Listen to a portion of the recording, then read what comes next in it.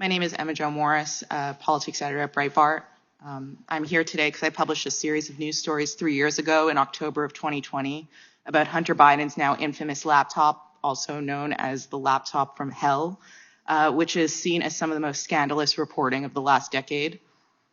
What was more scandalous than the reporting itself, though, was the fact that it exposed the unholy alliance between the intelligence community, social media platforms, and legacy media outlets.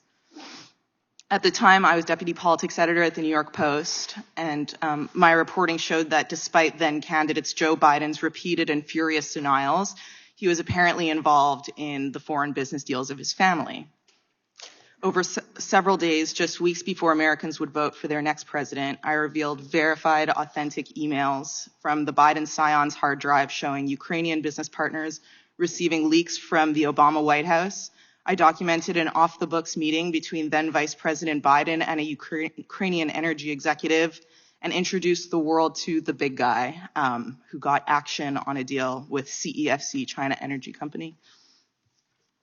The Post published exactly how the material for the reporting was obtained, even identifying our sources, as well as a federal subpoena showing the FBI was in possession of the material the story was based on and had been since December of 2019. But when the stories appeared on social media that morning, the venue where millions of Americans go to find their news and editors to get their angles, within hours, the reporting was censored on all major platforms on the basis of being called hacked or Russian disinformation. Twitter refused to allow users to share the link to the stories, banned the links from being shared in private messages, a policy, by the way, that's used to clamp down on child porn, and locked the Post out of its verified account. Facebook said it would curb distribution and reach of the links on its platform. However, the stories were not based on hacked materials, nor were they Russian disinformation. And despite those claims appearing to come out of thin air at the time, we would eventually learn that they actually didn't come out of thin air at all. On October 19th, 5 days after the Post began publishing, Politico ran a story headlined, "Hunter Biden's story is Russian disinfo, dozens of former intel officials say." God, I can't even say that with a straight face, you know? Politico printed a letter completely uncritically from veteran members of the U.S. intelligence community, falsely claiming that the Post expose has, quote, all the classic earmarks of a Russian information operation. My God. Most notable among the signatories of that letter were Jim Clapper from former DNI, Michael Hayden, former CIA, John Brennan, former CIA. Despite having such damaged credibility following their participation in the Russia collusion conspiracy theory. A few days later, on October 22nd, when Biden appeared in the second presidential debate and was confronted with the facts of the Post reporting, he said to Trump, quote, 50 former national intelligence professionals said this. What he's accusing me of is a Russian plot. But it was not. And he knew that. Now, fast forward to this year, 3 years later. Just last spring, House investigators revealed it was a call by now Secretary of State Antony Blinken to former acting CIA Director Michael Morell that prompted the spy letter published by Politico, which bypassed agency approval processes that would have been normally applied.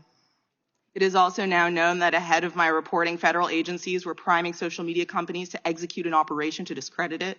According to internal documents released by Elon Musk upon his acquisition of Twitter, the FBI and other intelligence community members essentially directed the platform's censorship operation, in part externally by working with top management and in part internally by social media companies hiring eye-popping numbers of agency alumni. Journalist Michael Schallenberger reported, based on documents he obtained from Musk, that during all of 2020, the FBI and other law enforcement agencies repeatedly primed Twitter executives to dismiss reports of Hunter Biden's laptop as a Russian hack and leak operation.